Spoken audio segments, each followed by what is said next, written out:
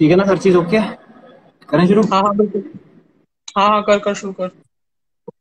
Hello everyone, आज startup bubble के लिए मिले हम। My name is Gurcharan and मेरे साथ आज संजय है।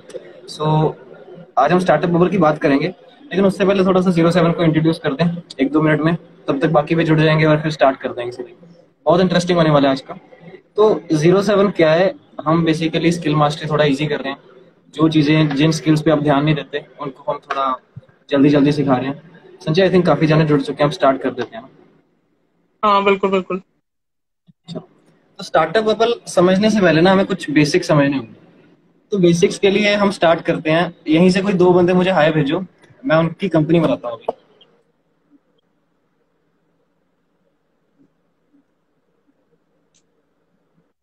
जल्दी करो यार, जल्दी। हेलो हाय कुछ भी लिख दो। कंपनी बनाते हैं वहां से स्टार्ट करते हैं समझना कि कैसे वर्क करते हैं। चलिए, एक आकाश हो गया। एक और जाना, कौन बनाना चाहेगा भी आकाश के साथ कंपनी?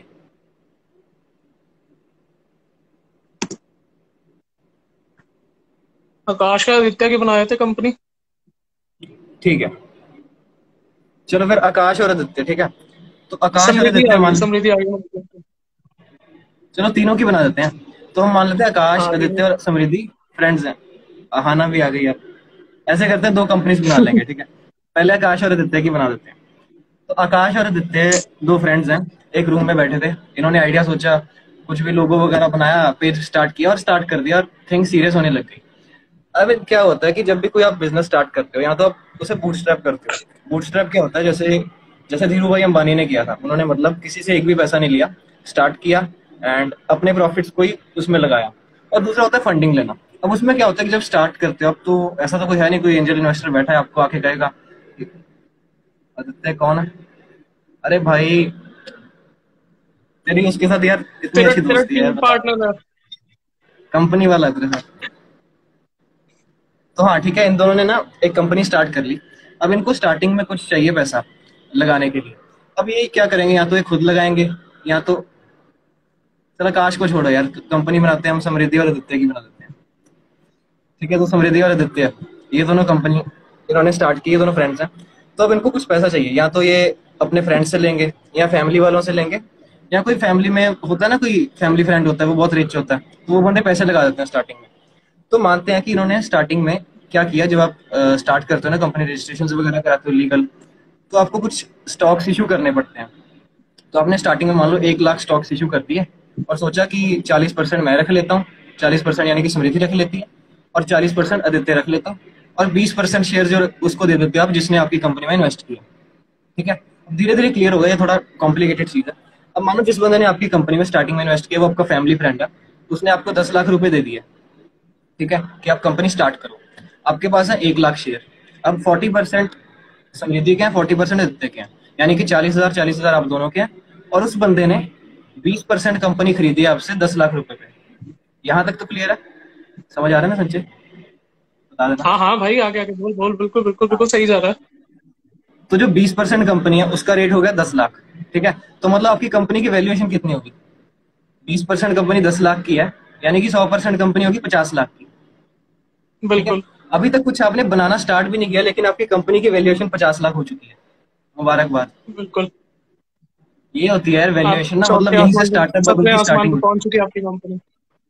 बिल्कुल बिल्कुल। और ये जो समृद्धि और आदित्य थे, आप दोनों की वर्थ हो चुकी है 20-20 लैक्स की, जस्ट क्योंकि किसी बंदे ने आपकी कंपनी में 10 लाख इन्वेस्ट किया। ये सब पेपर्स का होता है, असली में आपके पास हैंड में इन कैश 10 लाख रुपए पड़ा है। अब क्या होता है, कुछ टाइम बीतता है, कुछ टाइम बीतता है, आप वो 10 लाख लगाते हो, कुछ सेल्स लाते हो, कुछ बंदे लाते हो अपने प्लेटफॉर्म पे, फिर आपको लगता है कि हमें और पैसा चाहिए। फिर आप जाते हो किसी फंडिंग वाले के पास। अब यहाँ पे दो बंदे आते हैं प्ले में। एक होता है एंजल इन्वेस्टर, एक होता है वीसी। अब एंजल इन्वेस्टर ना इंटेलिजेंट पर्सन होते हैं, वो वाले होते हैं जिन्होंने अपने स्टार्टअप्स खोले हुए थे पहले, उसके बाद उन्होंने अपने स्टार्टअप्स बंद कर दिए या बेच दिए किसी को। अब वो दूसरों के स्टार्टअप्स में नए नए वेंचर्स में पैसा लगाते हैं।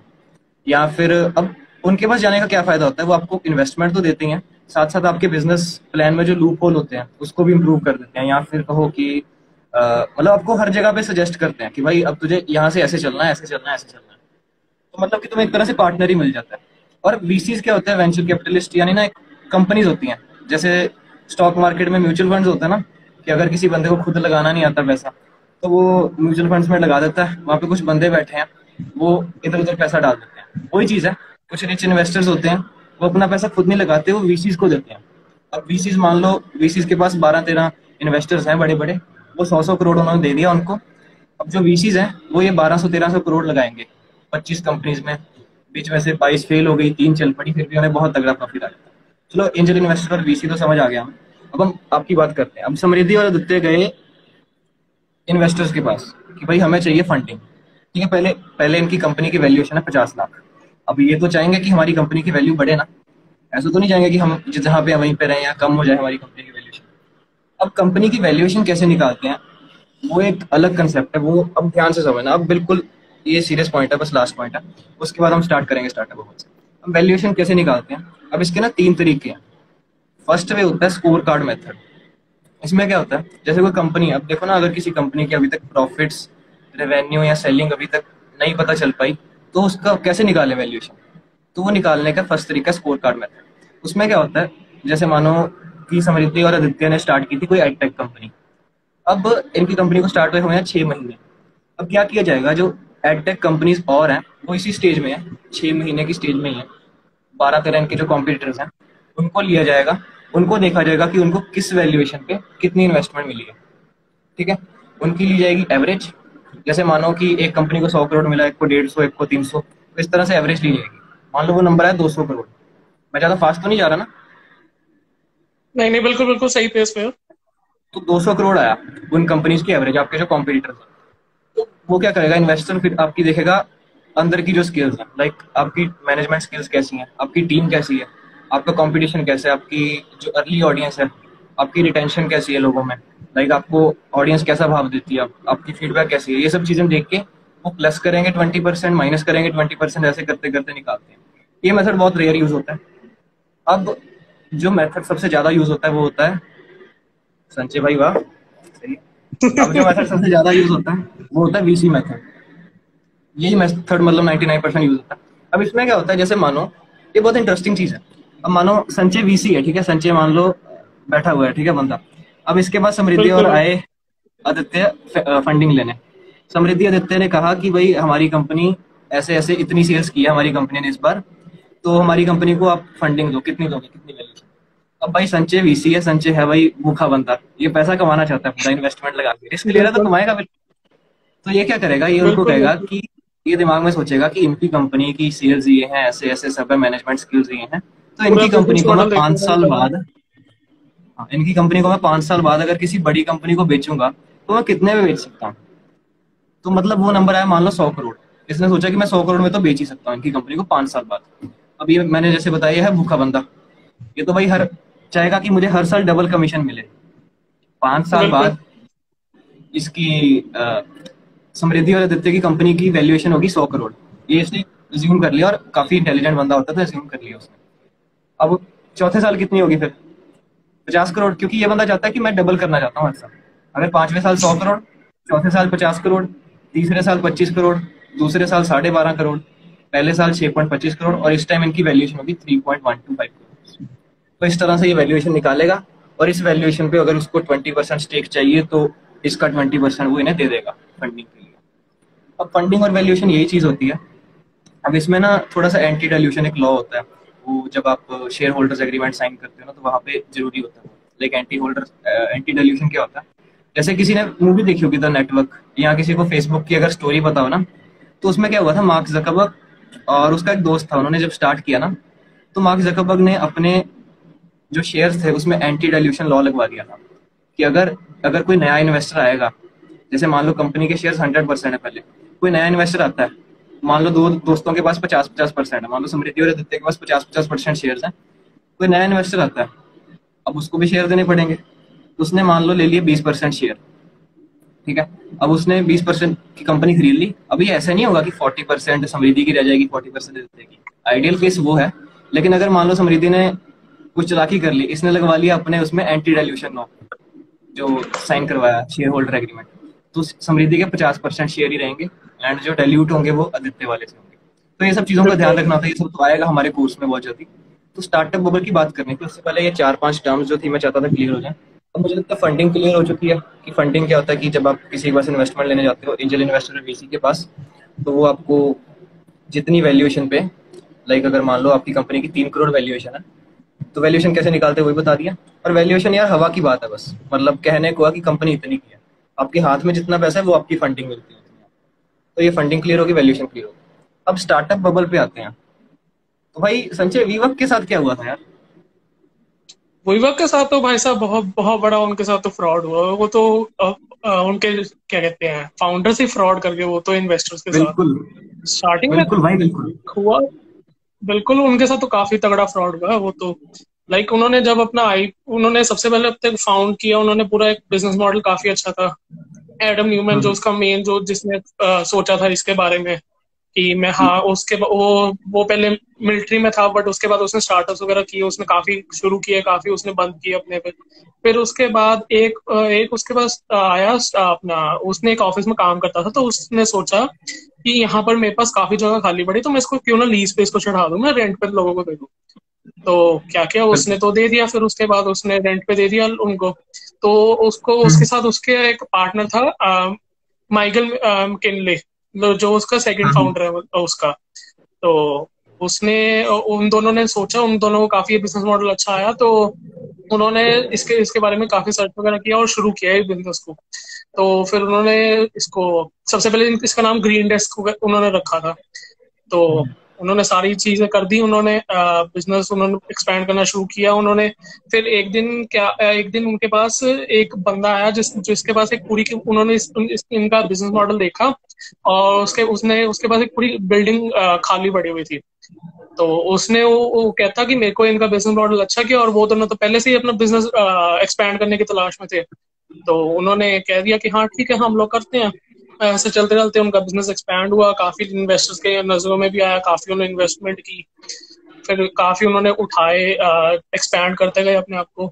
फिर उसने सबसे बड़ी अपनी फंडिंग उठाई सॉफ्ट बैंक से $4.4 बिलियन की, जो वही कि तो यार, काफी बहुत बड़ी तगड़ी मानी फंडिंग है जाती ये। है। मतलब बहुत ज्यादा बड़ी फंडिंग मानी जाती उस कंपनी की वैल्यूएशन है। और उसकी 47 बिलियन डॉलर हो गई थी। कोई हवा में बातें बिल्कुल, करके और उसके भाई, बाद उसका फाउंडर इटली की हवा में रहता हाँ था। बिल्कुल बिल्कुल। और उसने ये सारी चीजें करके काफी उसने करना शुरू कर दिया।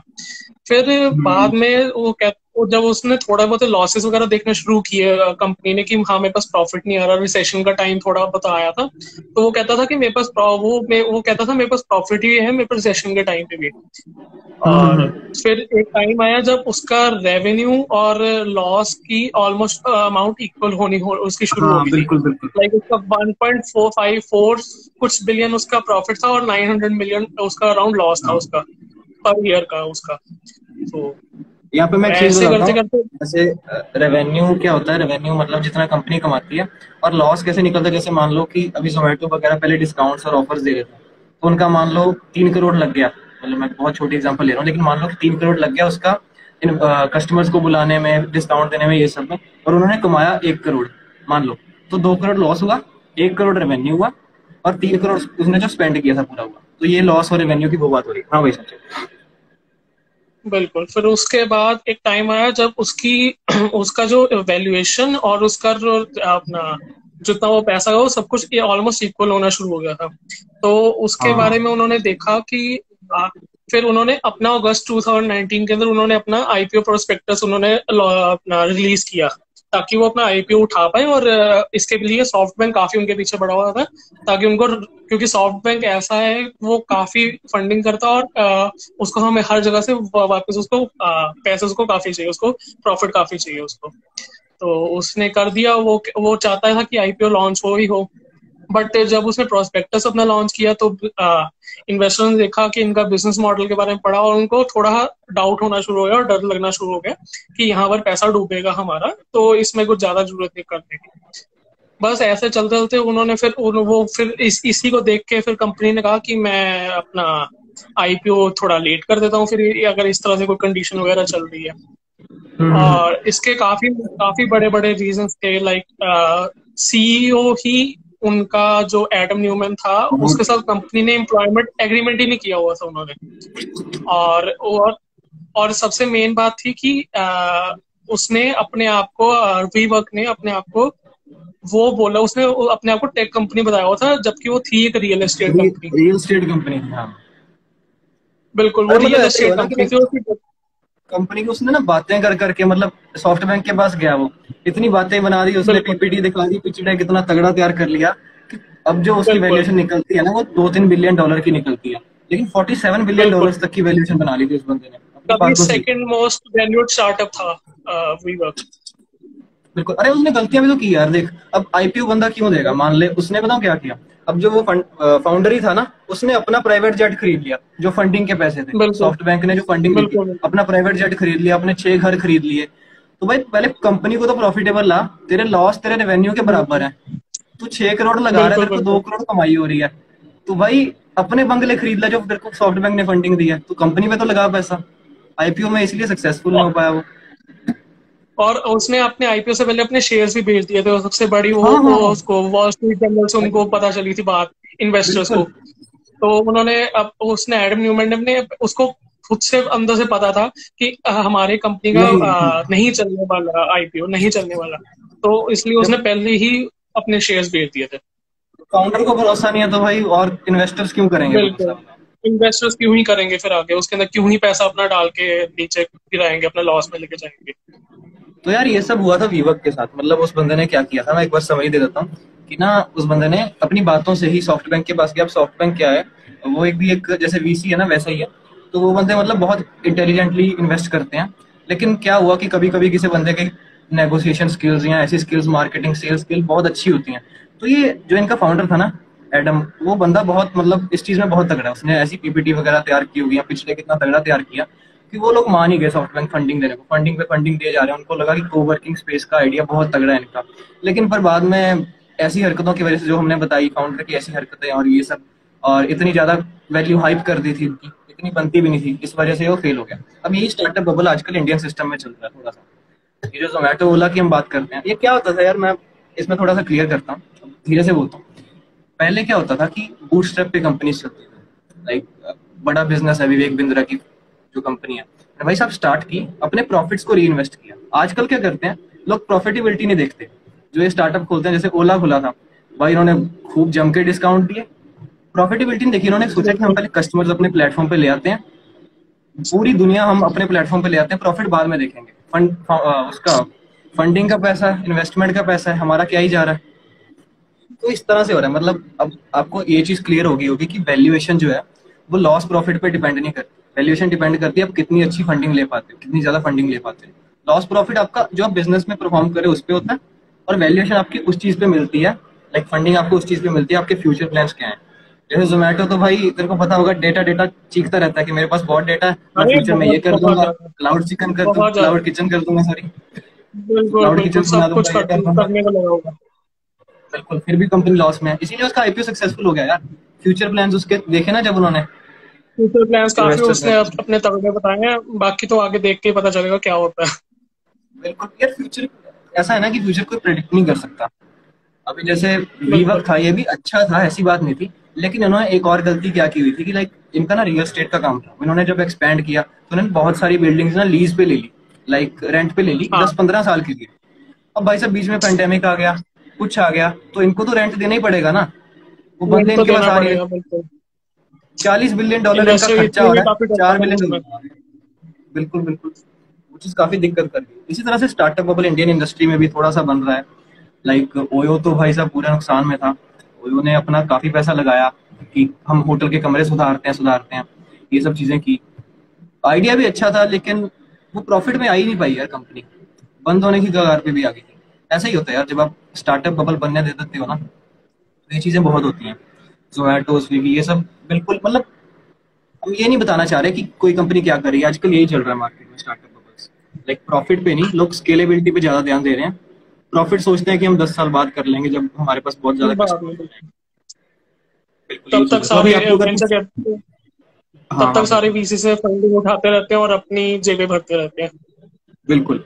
अच्छा, इसमें स्टार्टअप बबल बनने में ना एंजल इन्वेस्टर्स और वीसीज का भी बहुत हाथ होता है। जैसे मानो क्या होता है कि किसी, अब मान लो संजय एक एंजल इन्वेस्टर है, इसकी जान पहचान में बहुत सारे एंजल इन्वेस्टर होंगे। अब अगर ये करेगा किसी कंपनी में इन्वेस्ट, तो इसके साथ वाले बंदों को लगेगा यार इसने किया, एंजल इन्वेस्टर इंटेलिजेंट बंदा है संजय भाई, ये कर रहा है तो मैं भी कर देता हूँ, मैंने भी पैसा कमाना है। लालची बंदे होते हैं ना यार, तो इसीलिए वो बिल्कुल फंडिंग बढ़ती बिल्कुल। जाती है बढ़ती जाती है, वही चीज है। एंजल इन्वेस्टर सबसे ज्यादा होता है क्योंकि उसको अगर स्टार्टअप चल गया तो उसका बहुत ज्यादा उसको प्रॉफिट हो रहा है। बहुत ज्यादा लाइक स्टार्टिंग अगर में एक आता है ना लाख वो। रुपए लगाया और उसकी वैल्यूएशन 1 करोड़ होगी तो प्रॉफिट अपने आप सोच लो फिर उसको एंजल इन्वेस्टर को कितना हो जाएगा। बिल्कुल बिल्कुल।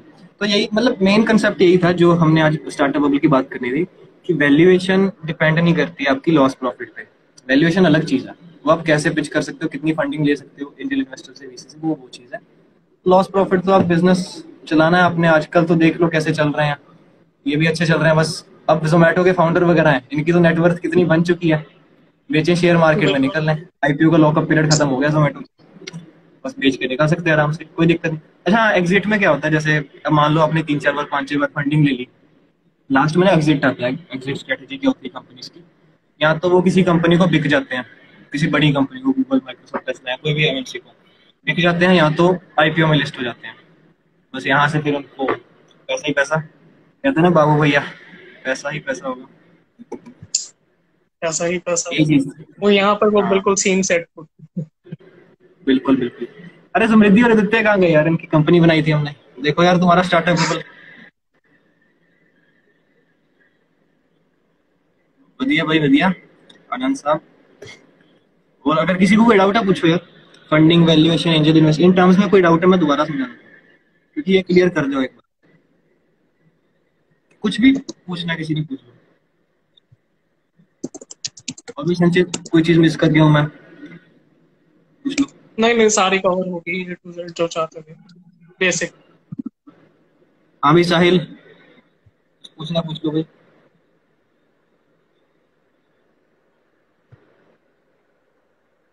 तो एक बार रिकैप कर दें संजय भाई, बस फटाफट। हाँ कर देते एक बारी। ठीक है, तो चलो मैं एक चीज और बता देता हूँ, मेरे को दिमाग में आ गई ये चीज, अभी टाइम थोड़ा सा बचा हुआ। तो ना 4 क्लॉज होते हैं हमारे जब आप शेयर होल्डर एग्रीमेंट साइन करते हैं। एक होता है उसमें एंटी डाइल्यूशन लॉ, जो मैंने बता दिया कि अगर किसी फाउंडर, दो को फाउंडर से मान लो, अगर किसी एक बंदे ने साइन कर लिया तो जब भी नया इन्वेस्टर आएगा इसके शेयर डाइल्यूट नहीं होंगे, उतने रहेंगे। दूसरा होता है टैग अलोंग, सॉरी, तो टैग अलोंग इसमें क्या होता है कि मान लो, जैसे जैसे मान लो संचय और मेरी कंपनी है, संचय है मान लो 60% का हकदार कंपनी में, मैं हूँ 40% का। अब क्या होता है कि बाद में संचय को वही लगा कि यार ये कंपनी ज्यादा नहीं चलने वाली, हम क्या करते हैं इसको बेच देते हैं। गूगल आया, गूगल ने संचय को कहा, क्योंकि संचय 60% का मालिक है, इसका ज्यादा हक है कंपनी पे, संचय को कहा कि यार मेरे को ना तेरी कंपनी खरीदनी है, तो खरीदनी नहीं, मेरे को तेरी कंपनी का कंट्रोल चाहिए, 60% चाहिए बस, क्योंकि अगर गूगल के पास 60% आ गई तो डिसीजन उसके हो जाएंगे और मैं तो बस वर्कर हो जाऊंगा वहाँ पे। तो संजय कहता है ठीक है। वहाँ पे मेरे पास भी ऑप्शन आता है कि ये अगर आप लिखवा लेते हो अपने उसमें क्लॉज में, शेयर होल्डर एग्रीमेंट में, मेरे पास भी ऑप्शन आता है कि जिस रेट पे संजय बेच रहा है उसी पे मैं बेच सकता हूँ उस टाइम पे, कि अगर मैं वहाँ पे एग्जिट लेना चाहूँ, एम्प्लॉय की तरह काम नहीं करना चाहूँ, तो वो भी कर सकता हूँ। एक तीसरा होता है डिसीजन वाला, वोटिंग वाला। अब तुम्हें एक चीज इंटरेस्टिंग बताता हूँ, जब आईपीओ नहीं हुआ था ना फेसबुक का, तब मार्क जकरबर्ग के पास 28% शेयर थे कंपनी के, सिर्फ 28%, 28% वैसे काफी ज्यादा, लेकिन उसके पास भाई साहब 60% वोटिंग राइट था। मतलब अगर बाकी डायरेक्टर्स मिलके कुछ भी डिसीजन लेते फिर भी चलनी जकरबर्ग की थी। मतलब आप ये भी कर सकते हो कि आपके पास कंपनी कम है लेकिन वोटिंग राइट ज्यादा है। ये सब यार जो भी शेयर होल्डर एग्रीमेंट होता है ना, इसमें सब कुछ नेगोशिएबल होता है। चलो अब इस चीज पे ज्यादा बात नहीं करते, ये सब आएगा कोर्स में, तो लास्ट में इसी चीज पे खत्म करते हैं। वैल्यूएशन वही है आपकी कंपनी के जो पेपर्स में होती है, उसमें कोई खास इन्फो नहीं होती, मतलब जो आपके हाथ में पैसा है वो बस फंडिंग होती है, ठीक है। और वैल्यूएशन तो बस वही है जो पेपर में आपको दिखती है कि 6 करोड़ की कंपनी है आपकी, 7 करोड़ की, ठीक है। और फंडिंग होगी कि जो आपको हाथ में पैसा मिलता है, जो आप खर्च, लॉस रेवेन्यू क्लियर हो गया हमें, कि अगर आपने 3 करोड़ लगाया कंपनी पे और आपको 2 करोड़ का रेवेन्यू हो तो 1 करोड़ आप लॉस में चल रहे हो, लेकिन फिर भी लॉस में रहते रहते भी कंपनी वैल्यूएशन और खरीदी जाती है क्योंकि उनके फ्यूचर प्लान्स अच्छे होते हैं। Anti dilution should be banned. Sahil बताऊं क्या होता है कि कभी कभी ना, मतलब, काम आता है वो। हाँ लाइक बिल्कुल उसको बिल्कुल, अगर अगर करेंगे वो 50-50 है कि वो गलत भी से है और किसी किसी फैक्टर में सही भी आता है वो एंटी लिविशन। बिल्कुल बिल्कुल बिल्कुल, मतलब अगर मान ले कि कोई फाउंडर है, वो अपने को फाउंडर से मान ले परेशान है कि ये बंदा तो काम ही नहीं करता यार, या कुछ भी, मतलब ज्यादातर हो सकता है धोखेधड़ी में भी यूज होता हो, लेकिन अब आजकल तो यार हम भी आ गए हैं और भी लोग हैं जो आपको काफी इन्फो प्रोवाइड कर देते हैं इन सब चीजों के बारे में। तो पता लग जाता है। ऐसी कोई आजकल इतने वो नहीं होते, ये सब चीज़ें जरूरी है। ठीक है, तो यही चीज़ थी। और अगर किसी को डाउट है फटाफट 1 मिनट में पूछ लो, फिर हम चलते हैं बस। जो भी टर्म्स आज बताइए फंडिंग वैल्यूएशन में, कुछ भी डाउट है ना सब पूछ लो। Angel investor VC, startup bubble, कैसे इंडियन इंडस्ट्री एक स्टार्टअप बबल है, बन रहे हैं यार स्टार्टअप बबल तो है। देखो, पूछ सकते हैं, कुछ नहीं कह सकते। अगर मान लो जोमेटो के फ्यूचर प्लान्स नहीं चले, अभी के लिए लॉस में है, वही कंपनी बंद हो जाएगी। लेकिन जोमेटो चलो आईपीओ हो चुका है। बिल्कुल। ओला ओयो की बात कर लो, ओयो तो बंद हो जाएगी अगर कुछ टाइम में उसने प्रॉफिट नहीं किया। और अगर पीछे ऐसी स्टेटमेंट्स भी रहती सॉफ्ट बैंक हमारा इन्वेस्टर है, उसको तो चाहिए चाहिए प्रॉफिट वापस का वापस। है। बिल्कुल बिल्कुल। तो ठीक है भाई, चलते हैं। ये वीडियो अगर किसी ने कुछ मिस कर दिया तो आईजीटीवी में डल जाएगी, और ऐसे ही 07 को बिल्कुल। फॉलो करते हैं। थैंक यू, मिलते हैं अगले संडे कुछ अच्छी information. Thank you. Thank you Sachin. Thank you all. Thank you.